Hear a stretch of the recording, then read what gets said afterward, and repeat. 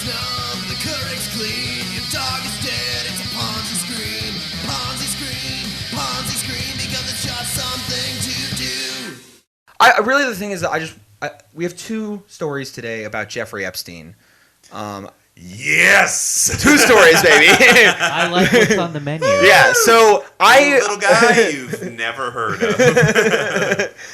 So I present to you. I'm a humble waiter presenting to you guys the options. In what order? Appetizer, entree. Do you want to get Jeffrey Epstein on the Department of Labor or Jeffrey Epstein in a tangential story about Massachusetts Institute of Technology? I like my dessert first. Yeah. So what's the sweetest of these topics? I will never, ever spoil my meal. I think that the MIT one is actually. What do you think? Well, it kind of sounds like you think that one is the chef's kiss.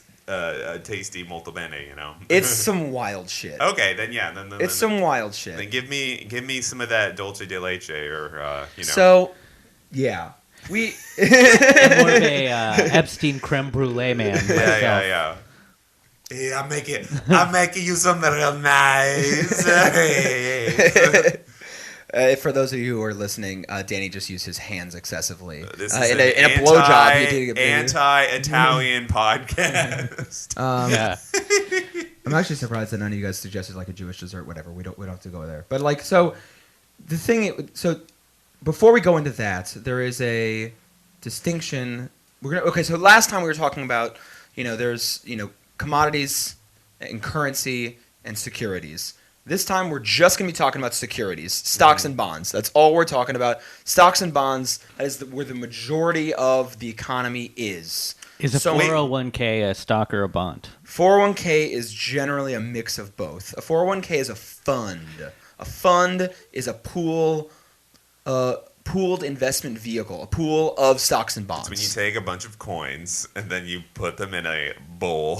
Yeah. A large bowl, usually the size of a swimming pool. Some of them are euros, some of them are dollars, some of them are expired francs, some of them are pesos, some of them are Zimbabwe currency, which not is even meaningless. mentioning yen. Not even putting yen on there. Come on, man. Shekels. Yeah. Quetzals. Yeah. So true. Wait, I'm curious. You're telling me most of the economy is securities? Look, currency is a different form For of people value. who are not in the room, David just put a solid hand on the hip, just like I am ready for this. Just like I would say that currency is value. End stop. So in that sense, currency is the economy. But the thing where the majority of people's personal wealth is held is in securities. Okay. Most people don't have cash, which is currency. Okay. Jeff Bezos doesn't just have $50 billion laying around. He's not liquid. He's not liquid, baby. He's not wet. He's a brick fucking house, and you can't knock him over. He's got it tied up in assets and blood libel. Rockets. He literally has it tied up in rockets. Rockets, yeah. And then ownership of companies, in ownership of boxes. labor, essentially. So much boxes. Okay, so a security, the important thing for all of us to remember as workers is that a security is a representation of value, of ownership of a company which is derived wealth from its workers, right? And from its commodities that it owns. Or from its things that it owns, right? Assets that it owns. Combination of those two things, the weld machine, that creates value of a company. That value is expressed by securities and ownership therein. Okay? But separate from that, there are things called retirement vehicles. Okay? Retirement vehicles, unless you work for a company where you own part of the company, most people don't own a piece of their company. Most employees just have a 401k. Mm-hmm. They have a 401k, or they have, if you're lucky and you're in a union, you have a pension. Okay? Yeah.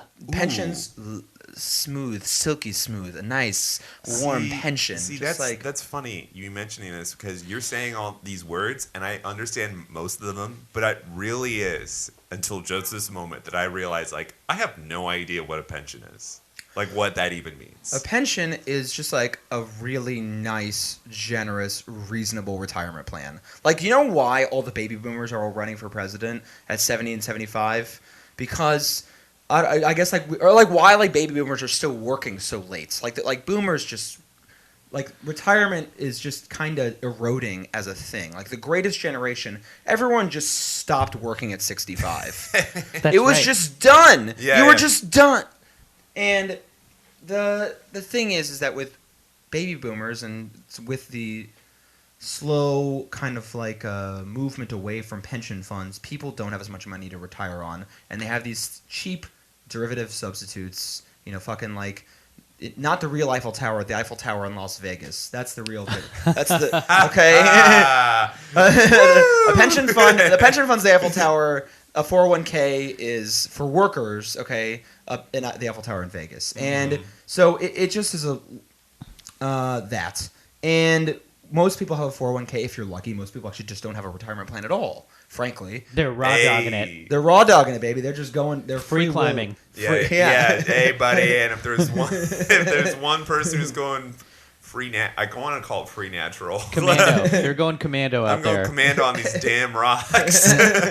I'm fucking humping these rocks. I don't have any kind of retirement. Go on, David. Precisely. Yeah. That's why everyone's like, I'm gonna get into Litecoin because it's like there's just like everyone just thinks that technology can solve like fundamental political issues, but this is really a structural political issue that can't be resolved by like a new microwave or whatever. So, anyways, the government,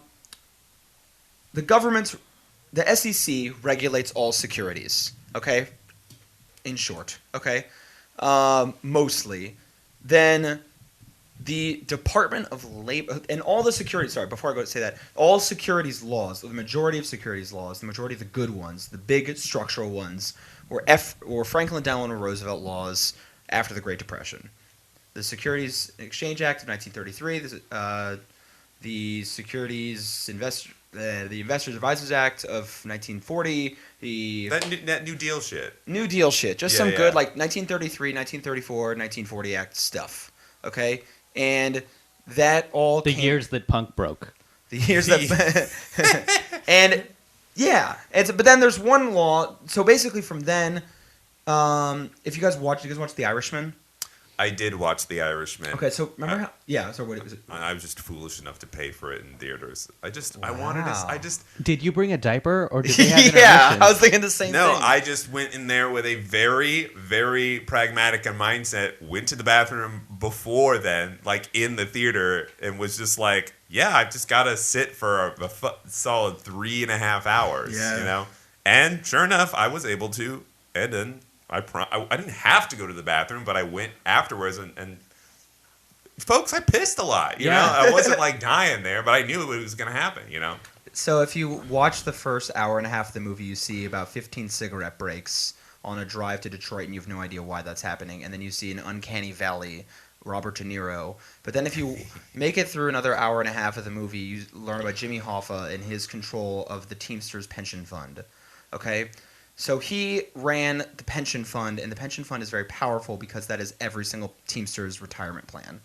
Okay? It's a lot of money. So all of that stuff was managed, and all of that movie took place before the big retirement fund law was enacted in 1974, actually, by, I would imagine, was probably Richard Nixon or Gerald Ford, but probably was Richard Nixon, frankly. And every day I still wish Richard Nixon were president. I mean, Jesus fucking Christ. I love him. The last New Deal president. Love him. He's great. Well, he did. What was it? You know, they tried to push universal health care during Nixon's administration, and the AMA were the ones that shot it down. The Ask Me Anything. So the American Medical Association. So the doctors shot themselves in the foot by doing that because they've lost power since then, and it's the insurance companies that took over. And also Whoa. Richard Nixon hooked us up with the EPA. Yes, he did. Weird dude, man. Also went to China when you did not go to China. Yeah. Fucking weird dude. Motherfucker love ping pong, baby. Fucking crazy. Thawed out our Cold War with the Chinese. Yeah. Yeah, he loved ping pong and clean water. Like he was just like a sober freshman in college. A wholesome Quaker. Yeah. Just getting some Martinellis and partying. So this law is called ERISA, the Employee Retirement Income Security Act. Okay, and the reason why Jimmy Hoffa was so corrupt, and part of the reason why the mob ended up taking over a lot of the union movement in the United States is because they had unfettered access to control these retirement plans and make a fuck ton of money off of it, do a fuck ton of money laundering, and do a lot of really, really uncouth shit and stuff that was like not woke. All right, some super unwoke shit with working people's money. All right, so put that in your pie hole. All right. So it's not that the unions were. So after, I mean, the unions basically fell apart after the late 70s. So and yes, would this sort of corruption and mob influence be one of the excuses?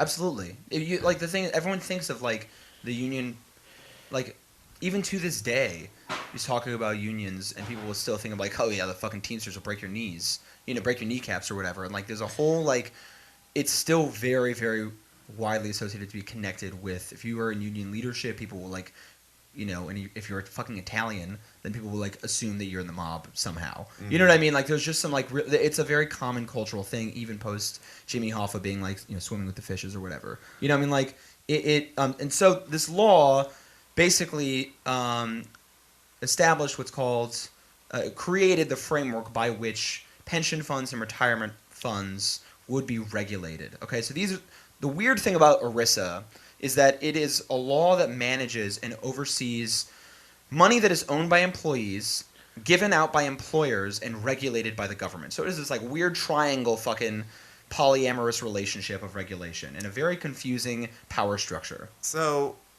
if I'm reading this correctly, before this law existed, there were these pension funds. They still existed, but it was just a little bit more, spurious how they got invested. Like, people, am I wrong to assume that people were still able to comfortably retire? Absolutely. Yeah, so, because, like, that was, I mean, and I don't know how fictionalized, I know the Irishman is fictionalized, but I know it seems like it just sort of got transferred as far as in power, who was in charge of it. Like, before, you have mob guys who are, like, like you said, uncouth, but, like, they're not gonna fucking screw over their brethren. You know? Was it more that the pensions existed within the union, and then Hoffa got into bed with mob guys, and those guys started using that pension as a piggy bank,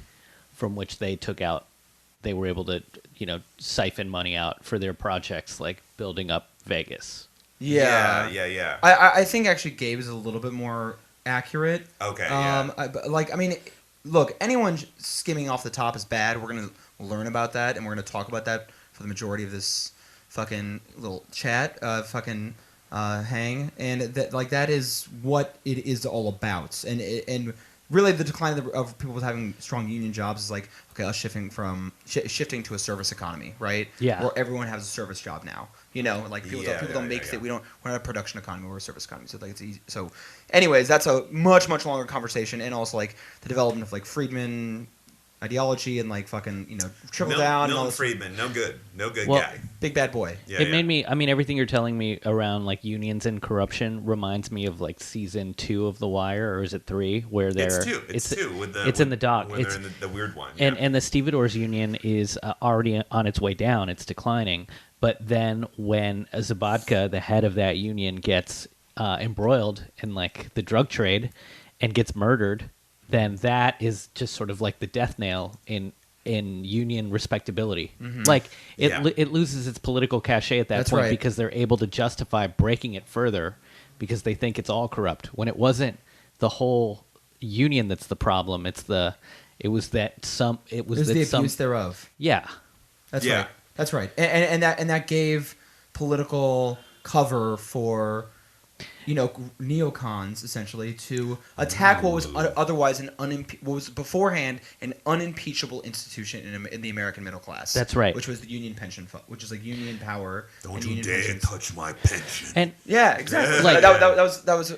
yeah, and this also makes me think about, I don't know how founded this is, but this idea that whenever we think about Italian Americans in cinema, the version of them that's glorified is the mobster, whereas when the Italians came over, the immigrants came over in like 1890 to 1930, they were lousy with anarchists and labor agitators.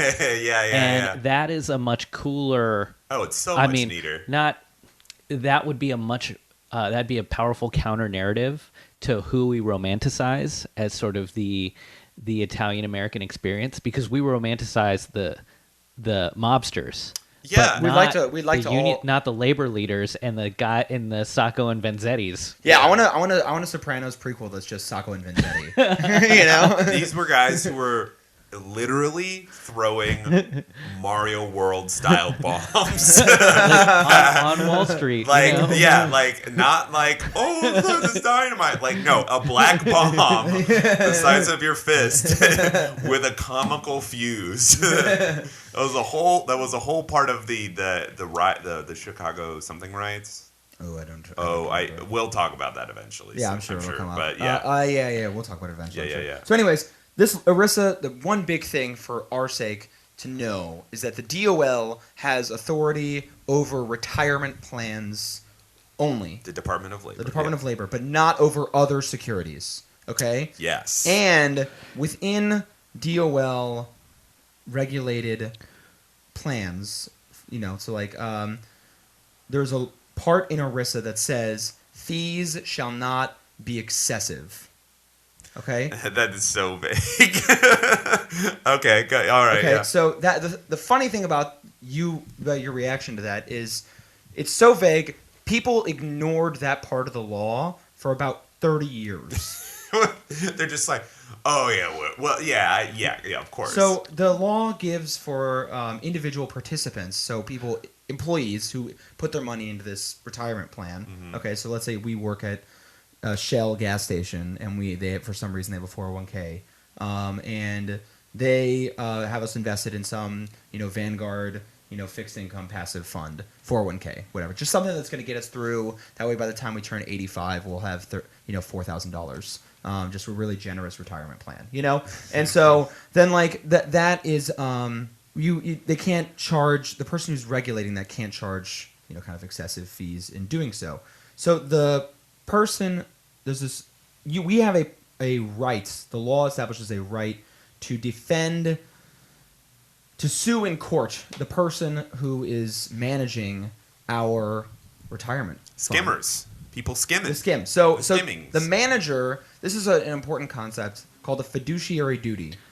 Okay? Love the word. Yeah. Fiduciary is a fiduciary is a particular legal concept that essentially means you as a person have a responsibility as a fiduciary of someone else to ensure maximum financial returns, maximize financial value for this person that you owe a fiduciary duty to, without any regard for your own personal interests whatsoever. This is what we were talking about last week, where that one crazy guy from Mexico, they started fucking up his funds. Yeah, baby. Because they weren't maximizing his profit. So the thing is that most white collar crime is not like a big Ponzi scheme.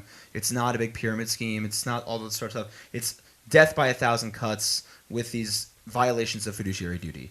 Yes. And this stuff it doesn't sound like it's a big deal, and it sounds like, okay, well, this person made a little mistake, but it's really not a mistake. They know exactly what they're doing. They're trying to get away with it, and it is slowly contributing to income inequality, but in a very, very, very big way. It would be like if you had it's like banking is probably monitored to such an extent now that if you follow money, you really can kind of follow where it goes and where it leads and be like, oh yeah, this is the person who moved their money from like a Swiss bank to a Bermuda bank to an Irish bank to a bank in whatever Jersey. So if you followed it, it'd be like, oh, there they are. But because that stuff just gets mired in it's so, people don't want to mull over it. Mm-hmm. You're like, nah, I don't care. And also, a security it changes its values all the time. I mean, it's if you look at fucking Bloomberg or whatever stupid TV show every day. Our lovely presidential candidate. Yeah, exactly. It's a mood ring every day of rich people's thoughts. So the value in and of itself is not just $5 sitting in this Irish bank, $5 sitting in this Mexican bank, but it's this security has a fluctuating value in and of itself that changes all the time depending on the whims of rich people's confidence in the economy. So then, what do we call that over time? Its value is an average of the fluctuations. So, yeah, basically, but really, value is ultimately determined by how much you sell it for. We had a very strong Q3. Precisely. Yeah. So it's all it is. Just that is the easiest way to define value. Is just whatever you can sell it for. Right? Yeah. That's all really it is. That's all value really ultimately is. Mm-hmm. And so, but there's this fees shall not be excessive is a very strange thing. So it was ignored for 30 years. There's this one lawyer who we will talk about in another episode, I promise. Yes. His name is Jerome Schlichter in St. Louis. Very, very interesting person. Discovered this part of the statute. Has made an entire career of suing institutions and employers, accusing them of violating their employees' ERISA rights and charging excessive fees. Okay, so or at least the manager of the funds of the retirement plan. Okay, so this is where Jeffrey Epstein comes in. A little bit. Here it is, baby. A little bit. We gotta get there. You fucking get your friggin' popcorn out. You get a nice oversized lolly, and you put those noise cancelers in right now. I've kicked off my shoes and I'm getting comfortable for this. Yeah, I can confirm. Gabe just did a backflip. He is super comfortable. So, where the story starts is a little roundabout. MIT. Yeah. Okay. It's the place that makes the robots, probably. They make the really scary robots that they say are going to be pets, but are really going to be fucking like cops. It's like this dog has a gun, and this robot dog that shoots perfectly accurately. It looks like if you took like the Wes Anderson version of it, it would just be a dog with like an artisan leather gun holster on top of it. It's so scary. So MIT is a scary institution, and MIT was sued by Schlichter, or Schlichter was the attorney representing the participants or whatever, and he accused them of giving Fidelity, which is a big private asset manager, probably if those of you out there very likely might have some money in a Fidelity fund, of giving Fidelity its retirement plan's record keeper business in return for donations from Fidelity to MIT and making its CEO on the board, Abigail Johnson, the CEO of Fidelity, on the board of trustees of MIT. Okay, so MIT's like, we got this big juicy cherry for sale. It's managing our books. Yep. Ooh, who wants it? Yes. That was the accusation, right? Yes, that's yeah. They settled out of court for $18 million, and so we can determine how valid the accusations were based off of the amount of money that MIT paid to get them to shut up. Yeah, because like in theory, if you're operating under like I guess true capitalism, like I could have been like, no, I want to be the bookkeeper for MIT's financials, but instead it was just sort of like sweethearted over to Fidelity, and allegedly. And as you know from ERISA, we know that fees shall not be excessive, and you have a fiduciary duty. Mm-hmm. Fidelity has a fiduciary duty to get the best investment, and MIT has a responsibility, also has a fiduciary duty to select the best person to be the investor for their employees. Because that law applies to everyone under that. Because they're both, like you said, they both have fiduciary duty. Yes. It's not just like I'm a moneyed institution, only I have to comply with that. It's like no, you're a part of it, so you have to be part of it. Precisely, and also because the accusation was essentially pay to play. The accusation was that MIT chose Fidelity not because they would be the best investment for their employees, but because they would get a kickback from it. Essentially, they would get donations from Fidelity to MIT's endowment. That's the skim, baby. Yeah. That's the skim. And if you think about it, this is literally taking money away from the employees, potential future earnings in retirement funds for employees, and putting that into the endowment of the employer, which is MIT.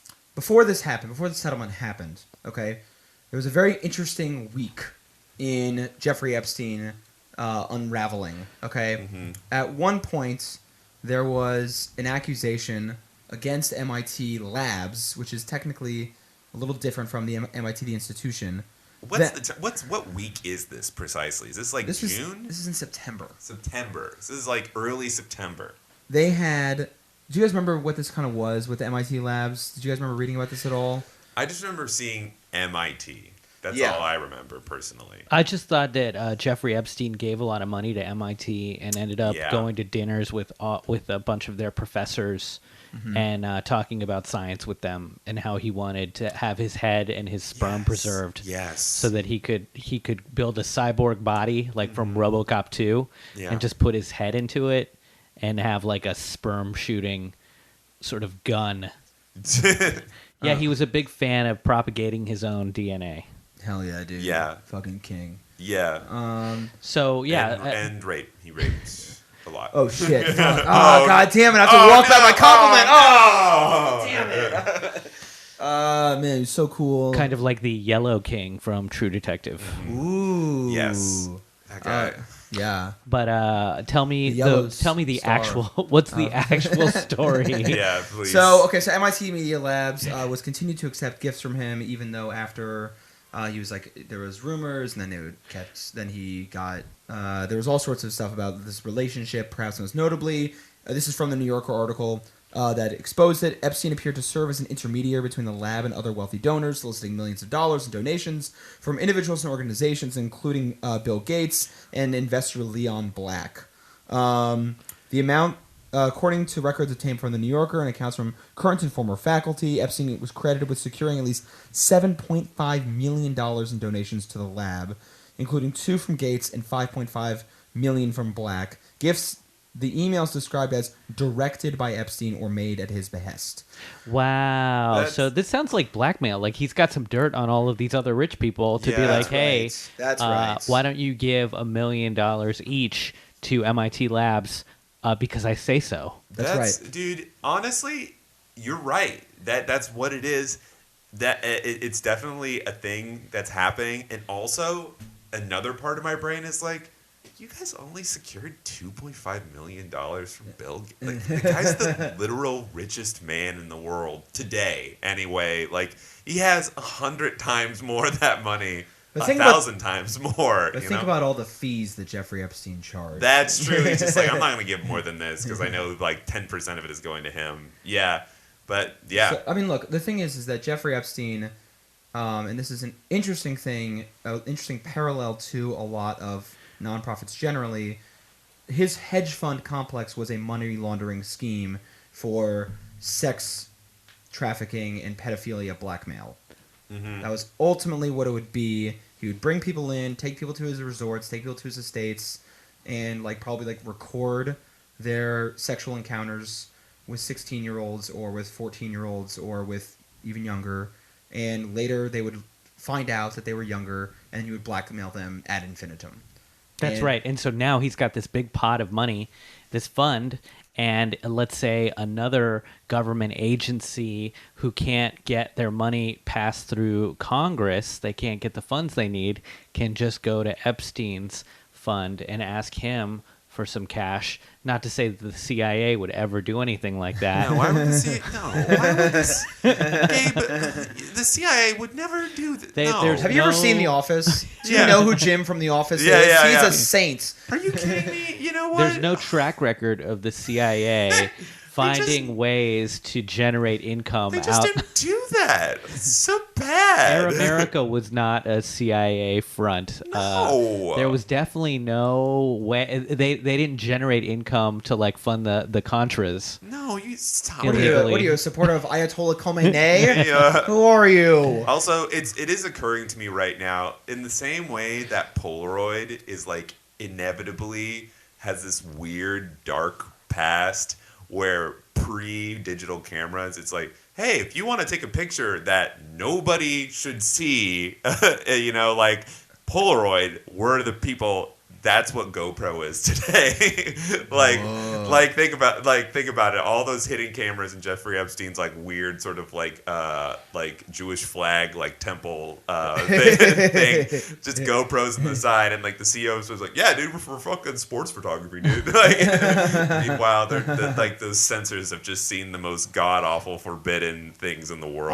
That sounds like the most dystopian shit and hilarious. Oh, it's so fucking bleak and funny use of GoPros, man. God damn it. Hell yeah. I have no joke about that. I just think that's fucking funny. Hell yeah, dude. Fucking, yeah. Also, their stock, not doing great. Don't invest in them, folks. So that's good. So our boy Epstein has a fund. Basically, all of his fund, his $1 billion that he's got was blackmail money. Yes. So the thing is that after this came out, this was in first week of September, the president of MIT wrote a letter, to the MIT community calling for an investigation into the MIT Media Lab's relationship with Epstein. Okay, so he sends out this letter. Okay, one of the things that's going on in this litigation, jumping back to Fidelity shit, jumping back to that pay-to-play excessive fee lawsuit that they're dealing with right now, is MIT is saying, the MIT president is personally saying, I will not testify in this case because I had no oversights over the investments. I had no responsibility over the investments. I had no control over the investments. There was nothing I could do. Somebody needs to go. You know what? Somebody took a fat turd in my room, all right? And as a person who just ate at Qdoba, I am launching an investigation to see who did this. Because I am furious at the concept of somebody soiling my bed after I had drank 18 shots of tequila. Who would have done such a thing? That's right. This president reminds me a little bit of how Trump is innocent of everything, but every single person around him has been caught in some sort of misdemeanor minimum, and he's just like, a very good person. I only met him once.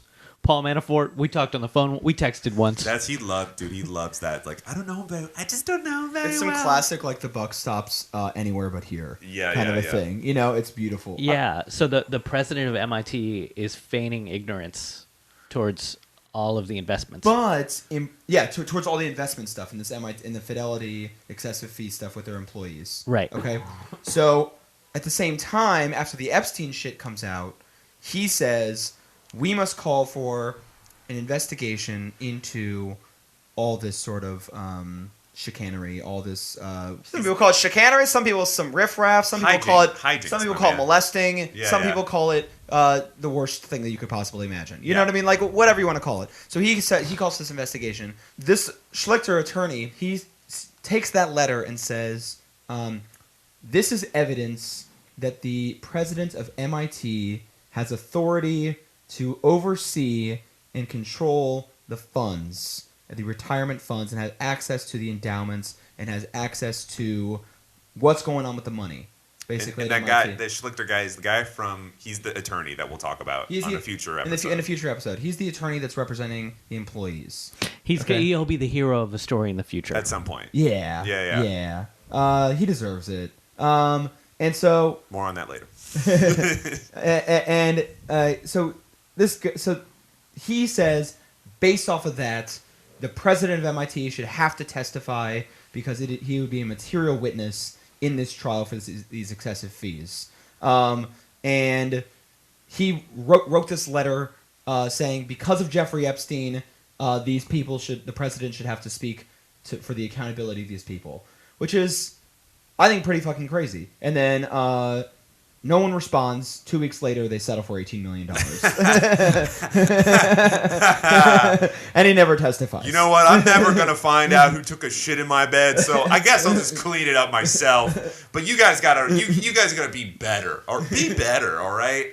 That's Jeffrey Epstein's story number one. Then there's another way that people make money by managing your money. Okay? Fees is one way, and an advisor makes that money. An investment advisor makes that money. Or someone who's managing an account, right? Okay. The other way is to be a broker-dealer, and you have a commission. Okay. So a fee is just sort of like, I did a thing, well... I'll charge you a flat fee. I'm going to charge you $500 to deal with this based off this sort of stuff. A commission is I have a little bit of stakes in whatever you invest in, and I'm going to take a little bit off of that as well. It's a performance-based commission, basically, wherein if you make 10%, I'm going to take 2% off that, and you're going to make 8% overall. It's like if you're a manager of a comedian and you want them to do well. So yes, it's like an agent. Yes. An agent makes commissions. Yes, that's right. Or they make 10%. Yeah, that's right. An agent makes commissions, whereas like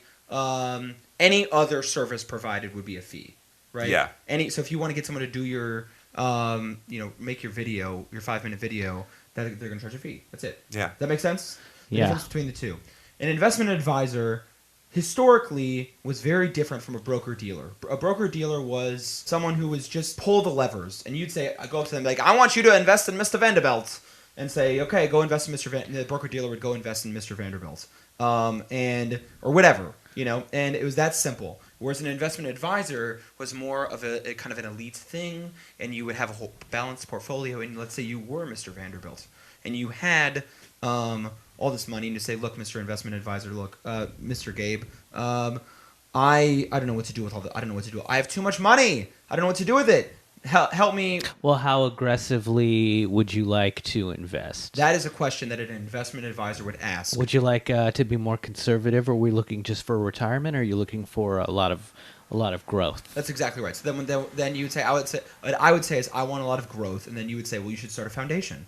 You should start a charitable foundation. Then your money will grow very, very well. And that's a great way to shelter your taxes, and you'll look like you're on the side of the angels. Yeah. Amen. How risky you want to go? Do you want to go $1 million in a mattress or $1 million on black on the roulette wheel? 'Cause that's what we're talking. And so Epstein is somehow going to be the Kevin Bacon in this story too.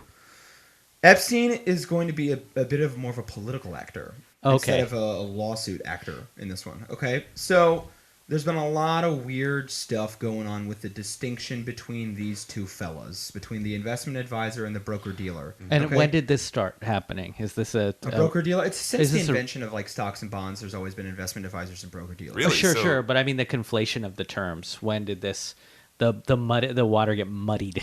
Like the 70s? I would say probably when the financialization of the economy, it starts to happen more. But really, it's become a big deal in the 21st century. Of like now, all of a sudden, you have things like wealth advisors and wealth management planners and all these things where those are not legal terms. They have no meaning. They're pure marketing terms. It's East Williamsburg, my man. It is East Williamsburg. Yeah, yeah. It's the East Williamsburg of the financial sector. And so, like, you're a wealth management advisor, and you can basically the advertising and marketing rules are such that even if you are a registered broker-dealer, you can call yourself a wealth management advisor. These are the holistic healers of the financial community. Yeah. Maybe it's safe to say, and I'm making a generalization here. Maybe it's safe to say that the wealth management advisor has become more prominent ever since the number of billionaires in the world went from about 150 in 1990 to about 2,500 to current day 2019. Very well could be. The important distinction and the reason why the marketing matters between the two is because, as the law sits, an investment advisor has a fiduciary duty to its clients. A broker-dealer does not. A broker-dealer does not have that because, in theory, back in the day, a broker-dealer was a lever puller, and they just would do the thing that you would tell them to do. They took they took a commission, but they really had no stakes in it. They were just kind of there, and they just kind of did what you were told. And so even if you said to me, like, I want to invest in horses in 1915 or whatever, then Horses are booming. and I would say, Gabe, are you sure you want to invest in horses in 1915? It seems like a pretty bad idea. It's like, and you're like, you're my broker dealer, you're not my investment advisor. Fucking pull that lever, do it. Pull the horse lever. Pull the horse lever. And so I would say, all right, man, go for it. Then you fucking do it. And so like I wouldn't even say, actually, I wouldn't even say, are you sure? You would just say, invest in horses, and I would say, yes, sir. In the mob, your wealth manager is like your consigliere. I think so. And then he's like, it's your advisor. It's just your advisor. Yeah. And then the broker is more like a hitman. Like you tell them to do, you point them in a direction with their gun. How would and you you're like to eviscerate this person? you do this thing. They're never supposed to question why they're doing it. They just do it. More or less, yes. And so then that's changed, and broker dealers do have some duty. Okay, broker dealers. Remember that we talked about in the last episode of FINRA.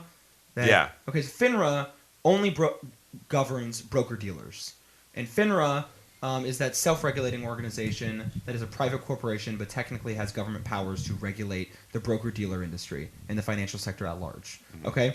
FINRA has established what's called a suitability standard for broker-dealers, where that says that investments should be suitable. That's all it says. Okay. Oh, oh my God! I love these sentences. It's a lot of vague booking. Yeah, no, but it really means very, very, very, very little. I mean, you can sue over suitability standard violations. That's true, but a fiduciary duty is saying you have a legal obligation to ensure maximum returns for your client, absent your own personal interests, is so different from investments should be suitable. Because a broker-dealer can just say, hey, look, I know you want to invest in horses, but have you tried the David Bradley Eisenberg Fund for cats? You know, like we're actually doing cat technology, and you should really invest in cats. And you're like, okay, sure, I'll try it. And cats are getting an annual, 3% return, and horses are getting 2% return. And so I'm like, yeah, invest in cats. But this cat thing is actually just a one big Ponzi scheme. So I mean, there is a very, very low bar of accountability. And there's a lot of things that you can just say, just invest in this. And you can kind of get away with it as a broker-dealer. Whereas an investment advisor, any advice that is given has a fiduciary responsibility to it, from start to finish. So the point is being that a wealth manager is not an investment advisor. Yes. A wealth manager is a marketing term. And thus, they have no responsibility. They do not, unless they are a registered investment advisor. Yeah. But you have to look at the fine print to know that. An investment advisor can be a wealth manager, but a wealth manager is not necessarily an investment advisor. I can print out business cards right now that say I am a wealth correct manager yeah. / astrologist to the stars. Yeah. These wealth managers have no idea of the great horse crash that's coming in 1917. Yeah, right? There is no square rectangle relationship between wealth manager and investment advisor. You know what I mean? Wealth management means nothing. Yeah. Okay, investment. Saying wealth advisor actually means nothing. There is a registered investment advisor and a registered broker dealer. That's it. So, anyways, the Great Recession happens. Dodd-Frank happens. This is all things that we all remember. 2008. One of the weird things about Dodd-Frank is how much of the language is vague book. Okay?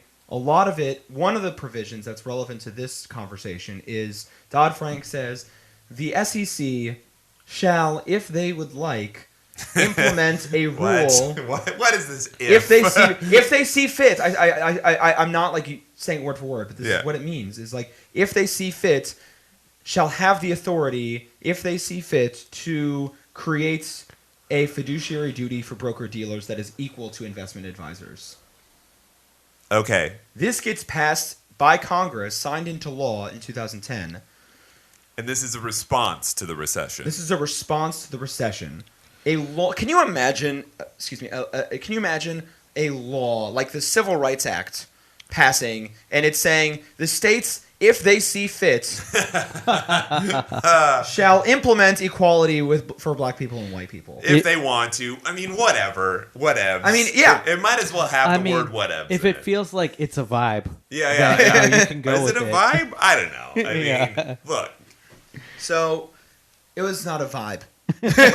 Rest assured, no vibes were had. Narrator voice. It was not a vibe. Yeah. And Mary Jo White was the chair of the SEC at the time. This is in the Obama administration, and Occupy had a point. I mean, Mary Jo White did nothing. Yeah. For 4 years, nothing happened at the SEC, and from 2010 to 2014, no movement on this fiduciary rule for broker dealers. Okay, then. This is when Liz Warren starts speaking out, and then she's having all these internal fights with the Obama administration, and is making all the right enemies within the system. She's looking great. This is she founds the CFPB, fights her ass off to do that, and tangible good thing the CFPB is, this part of Dodd-Frank is not.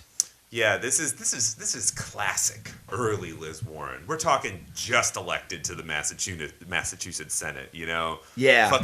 Fucking coming in hot, you know? This is yeah. So she did the CFPB. She's in then there's in 2014 actually, Mitch McConnell takes over the Senate and prevents Obama from getting a replacement. So the SEC has 5 chairs, has 5 commissioners. The 5th one's the chair. Okay, there's a rule from the Great Depression that says that the minority party or the majority party can have. It's like I don't remember what the configuration is, but it requires diversity essentially. That's saying that the minority party has to have, or a non-governing party has to have at least 2 seats or something like that. A team of rivals. Mm-hmm. Yeah, it requires something like that. So Obama is stuck at 4, and McConnell refuses to nominate his 5th SEC person. Okay. And just because he's a fucking little jerk, or like what? He's a big obstructionist, Mr. McConnell. Yeah. But that's in 2014, man. Obama had from 2010 to 2014 to do something about this. Right. It was in 2015 when McConnell obstructed this new SEC chair. But like, yes, there is an obstructionist, and we can blame whoever we want to, whatever forces there are. But American people will not. At the end of the day, there was nothing stopping Obama and Obama's SEC from 2010 to 2014 from implementing this fiduciary rule. He doesn't. New DOL, new Department of Labor secretary comes in. New man, we've heard of him, we know him, we all probably hate him if we know who he is and we know what he's about. Tom Perez comes in as the new Department of Labor secretary. You know him, you love him, the hope of the hood. Yeah, he's so Mr. cool. Tacoma Park. Yeah. The DNC chairhead. Bugging out, you know what I mean? Tomas Perez. He is, so is Obama still the president at this point? Obama's still president. Obama's still president in 2015. Yeah, bro. When he gets appointed to this. So the thing is that it becomes very clear after Dodd-Frank has passed that the SEC is not going to pass this fiduciary rule. Yeah. Okay? Yeah. Tom Perez comes in and he says, we are going to pass a fiduciary rule for retirement plans only. Because remember, Department of Labor has jurisdiction over retirement plans. Yes, I do remember this from when I learned it. Yes, right? Yes. So, he says, we're going to, per Dodd-Frank, we're going to pass a fiduciary rule within my small confines of retirement plans only. Not all investment, but that's not even small. It really is a very big sector of the securities industry is retirement plans. Sure. Especially in the retail. Yeah, we don't have to make them seem small. It's cool. So he's trying his best within the constraints that he has, considering how fucking inept Obama's SEC is, or openly corrupt, or whatever you want, or conservative, whatever you want to fucking call it, industry friendly, whatever you want to call it. So he's trying to do this, and it passes. Okay. It's a rule. People are fighting it tooth and instantly the industry pushes back. And there's huge uproar over this new fiduciary duty rule for broker-dealers. So now, if we're paying attention, for those who are paying attention, investment advisors all have a fiduciary duty. Broker-dealers who handle non-retirement accounts, shitty suitability standard. Broker-dealers who handle retirement accounts, also a fiduciary duty. Mm-hmm. Okay? They have now been bumped up to investment advisors. Yes, so they didn't, and now they do. Then it gets overturned in the courts. The courts overturn it and say, no sirree, Bob, because this is ridiculous. The SEC should implement this Dodd-Frank rule, not the DOL, because Dodd-Frank said the SEC shall implement a fiduciary duty rule if it sees fit, not the DOL shall. The Department of Labor. The Department of Labor. It didn't say that. It said the SEC shall... I'm pretty sure that's what the lawsuit said. That was the ground. It's that basically just said the Department of Labor is not the right body to be implementing a fiduciary duty rule. Yeah. So the fact that Tom Perez and his weird Skeletor face are even doing it in the first place is a reaction. It's a reaction from Mitch McConnell blocking something at some point in some other time. A little bit. It's basically, in a weird roundabout way, it's just this. It's like finally bringing to light, like the why this hadn't been done in the actual SEC years prior, like Yeah. 4 years prior, essentially. Yeah, it is, and it's just he's trying to do something within without. This is the ultimate failure of the Obama doctrine: is that you cannot fight for working people when there is an open adversarial force that is working against working people, because then you just become complicit therein, or truly, really, what Obama's legacy is proving to be just useless. I feel Like, like that- I know that- where this is going. I feel like I know where this is going. Okay. I know what you're gonna say. Go ahead. So it gets overturned, and there's just nothing now. Okay, and so then the SEC, and you see this again with so many other things with the Obama administration. Obama administration walks into a healthcare debate, negotiations with Heritage Foundation plan. You know, his SEC just doesn't do anything with implementing these, permissive language of Dodd-Frank. There's, the cap and trade dies. I mean, like, and Tom Perez is very much an organism of that mindset. And his greatest success that he strives for is a manifestation of that. Of failure. Of failure. Yeah, of yeah. failure. Of fecklessness. And, and this is why, I mean, one of the reasons why he's a really, really terrible DCCC chair is because he kind of like is the failed Obama doctrine, but also because he's not a community organizer and he like blacklists people, consultants and stuff like that. But that's all a separate story. It's the big thing is that it gets overturned and it's dead. The SEC, egg on its face a little bit though. Okay, now this is the Trump administration. Okay, Yes. The new Trump administration. This is 2018, so last year. Still, technically, so now if this gets released later, then it's going to be in 2020, 2 years ago. It's such that the Trump administration's SEC says we got to do something. We got to just make it look like we're doing something to give them a bone, make it look like we're not a completely partisan body. And I would emphasize. I thought you were going to say this happens in 2016 or even 2017. No, this happened last year. So they even 2 years after, they still haven't assigned somebody to this seat. No, it got filled in Trump's administration. Okay. It did get filled in Trump's administration. Okay. But Obama never got to fill it. So now there's a 5-person, and the new chair is a Republican. His name is Jay Clayton, chair of the SEC. And they are like, look, okay, we got to do something about this fiduciary rule. We got to do something about this Dodd-Frank language. We got to do something to acknowledge the fact that the DOL, basically the court said the DOL is not the proper regulating body to implement this rule. And SEC, maybe you should be the proper body to do so, And so then what happens is they create this thing called regulation best interest. They create this new rule that is somewhere between, depending on who you ask, it's very, very, very controversial depending on who you ask, but the majority of people would say that it is somewhere between the suitability standard of FINRA and the fiduciary duty rule of the investment advisors. Okay. It's somewhere between those, and there's a lot of weird things about it, and it gets really, really, really complicated about like all these sorts of minutia of like what sort of things you are and aren't allowed to do.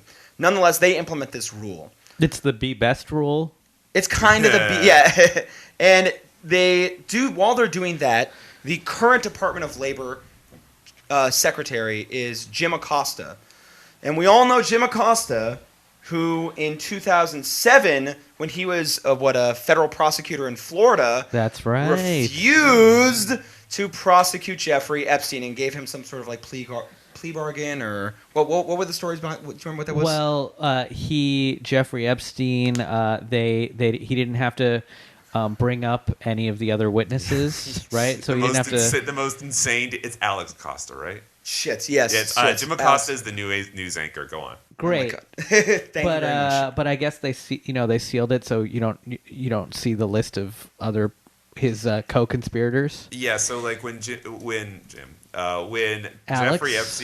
when Jeffrey Epstein became, for anybody who doesn't remember, Jeffrey Epstein did get like convicted. Like something happened to him. I can't remember the exact details. I know that he got to work from home, and he just had to show back up to go to sleep. The in Justice the jail. Department did something, or basically caught him once. It was a plea bargain. Yes, a plea bargain. He got a plea bargain way back before people. This is way back before everything was problematic. This is what you could be as problematic as you wanted to pre-2013. It really was pre-Me Too. I mean, really, the fact that it was pre-Me Too is kind of important. To this, yeah, and that's what happened.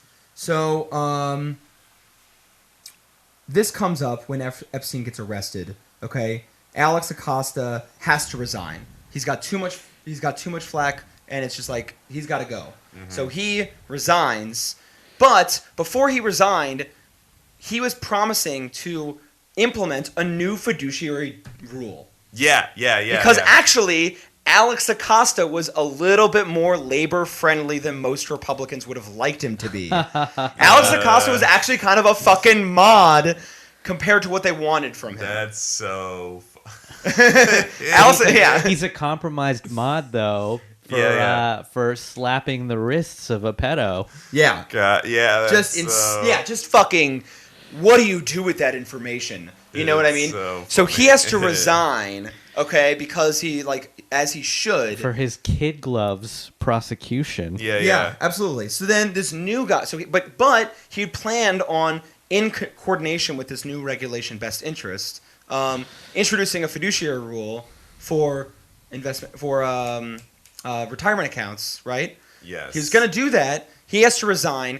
Now this guy takes over for him. This guy, Patrick Pizzella, who is actually a fucking right-winger on labor. He sounds like a dessert that you can only get in New York City. I love Pizzellas. Dude, you gotta go get one in the West Village. And so, basically, where we're at now, there's a new head of the Department of Labor, and he was much further to the right of Alex Acosta. Mr. Treat. And Mr. Dessert. Mr. Dessert. Mr. And so Develop. the moral of the story is because of Jeffrey Epstein, we have now a right-wing labor board. Oh, man. All these people. He is the pedophile Forrest Gump Yeah. of all of America's problems. You really hit it on the head. He really is the Kevin Bacon of it. It's like you go 3 degrees. Like He's in every single little event. Yeah, he just kind of shows up everywhere. It is the fault of like a failed ideology of centrism and like of the like compromise of like the soft gloves on rich people, those sorts of things, and also just like of neoliberalism in general, and all of this should be like an indictment of that. And like Jeffrey Epstein's example, Kevin Bacon, Forrest Gump example should be kind of just like a, I don't know, is it elucidating that, I guess. Yeah, it's bringing it, it's exacerbating it. And Ghislaine Maxwell is our new Jimmy Hoffa. Where is she? Where? Who? Ghislaine Maxwell. Oh, yeah. Yeah. Some say she's in Brazil. Who's to say? That's really, David, that's pretty wild. That's pretty crazy and wild. And honestly, the craziest part to me was the fact that, like, even though these people, like, their whole thing is like, we want excellence. Like, we're getting the experts in our field, blah, blah, blah, all this stuff. And it's like, they can't even do that quickly. You have 4 fucking years to just, like, put somebody on this, like, seat, right? Yeah. And they're just like, no, I think what we're going to do actually is get paid a lot of money to do nothing. It's just, I mean, you work at your small business job where you just despise your manager because you think they don't do You're talking anything. about Obama's SEC right now, right? Yeah. It's like you work at that job thinking it's like, yeah, these managers don't do anything, and it's just like, oh yeah, no. It goes all the way to the top, baby. Like you got sucko fuckos up there who are just they're not doing shit either. They just look into the microphone, I do. I mean, I'd love to think that they're like hapless managers and just kind of like lazy guys who are just like playing ping pong instead of like doing their job. But it is much more. That was so much more deliberate. It really was. Sure, like sure. they all came from corporate law firms that represented the security. Like nobody who works at the SEC was like, my grandpappy lost his farm during the Great Depression, and that made me hate the banks, and that inspired me to go to law school and join the SEC so I could destroy the banks. Like there were no idealists in a real concrete way, or mostly not. No one had an antagonistic relationship with capital. Yeah. Not really. No. Yeah. No. And so, especially Obama's SEC. Obama's was particularly capital friendly. And they were just like, look, Obama did what he needed to do, pass this law, but we're not going to do shit to implement this. Maybe we're gonna use, to the extent that the law requires us to do something, we're going to do something. But to the extent it has permissive language that doesn't require us to do anything, we're not going to do shit. Because we have a fucking job to go back to in 6 years when this administration is over. Like they have a job. They got to go back to fucking Sullivan and Cromwell after this. You know? Yeah, it's that revolving door between government and private enterprise. What? Yeah. Yeah, and because this was not the pre-Me Too thing, but I would say 2013, 2014 was like a big sort of like kind of cultural shift in how people thought. Like a revolving door thing. Like, I mean, I feel like now if you brought that up, people would at least be like, oh yeah, that's sort of inherently corrupt. But like 5, 6, 7 years ago, people just they weren't aware like that. No, people were really excited with the idea of you leave working in the government, trying to correct trying to correct prison reform or something, and then you leave, and now you're a lobbyist for private prisons. Yeah, I mean, look at what Obama has become himself. I mean, Jesus, look what this dude has done in his post-presidency. Right. Yeah. Just bought a multi-million-dollar mansion in Martha's Vineyard and gone wind sailing with Richard Branson.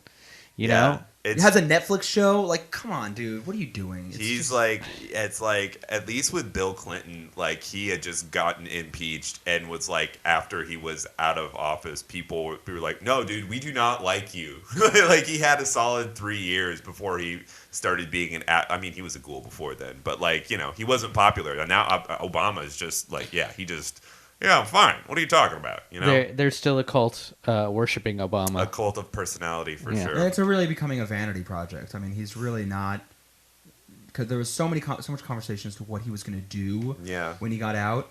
And he sets up this charitable foundation. He makes a fuck ton of money doing speeches, and he like just becomes a rich person. And that's just essentially what he's becoming. And it's sad to see the comparison between like what Jimmy Carter was as a post-president versus what he's doing as a post-president. And even Bill Clinton was like campaigning actively in every single election, like Obama did, but like I think Obama's just kind of done. Even George W. Bush was so fucking like so he painted, man. So like we've recently got rehabilitated to him because of the media, but there was a solid 5, 6 years where we're just like, George W. Who? Like, he just disappeared. Yeah, he fucking dropped. He was just like, oh, I ruined everything. Peace out, dude. And it's only now, since Ellen DeGeneres, essentially. And Michelle Obama. That we're actually talking about him again. But he peaced out for a while. Like, Barack Obama has been like, he never left. He still has an office in D.C.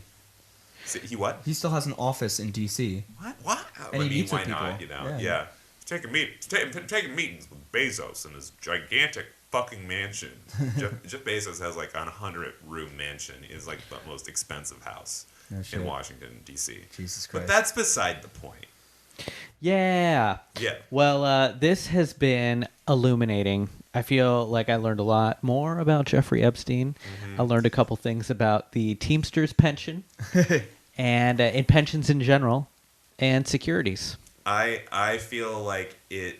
Look, I love screaming about Jeffrey Epstein, but it was also very fun and nice to scream about him in a very, look, this is how it happened, and all tied around. Like, this wasn't just sort of like flying a kite in like a rainstorm where it's everywhere. It was just sort of like, we know where we're going. This is a gondola. It's going to the top of the damn mountain. You know what I mean? This was that. And I feel like this is going to be helpful for us to be talking about these sorts of white collar crimes in the future, because the level of like complication and like this sort of like the rulemaking versus the law versus the courts, and then like the lawyers versus the institution versus the money manager, like these sorts of relationships and these sorts of fundamental rules of what it means to be a fiduciary and stuff. This is like the bread and butter of like securities white collar crime. Don't get too full on it. You got a whole meal coming. All right.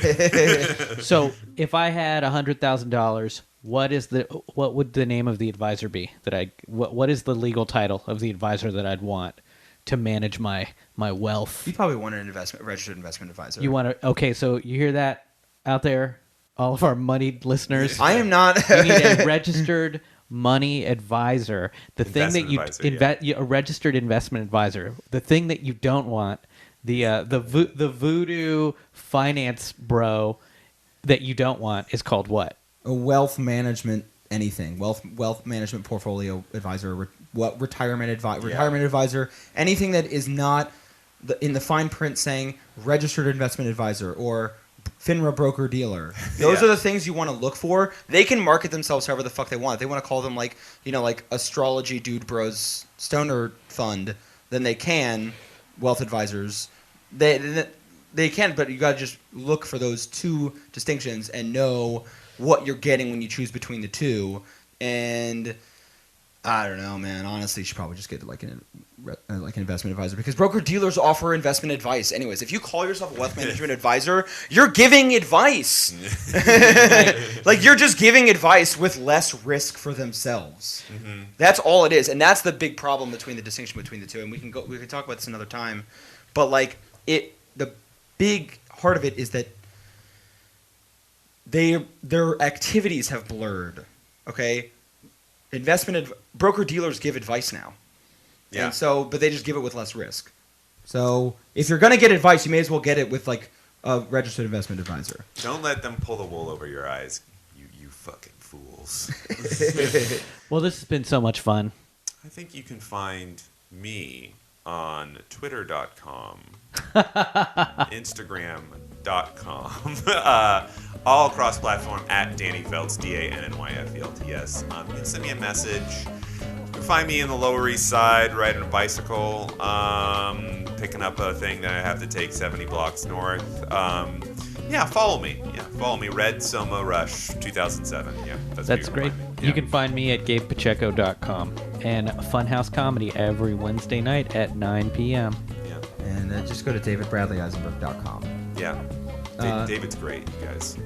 David's great. All right, that's it.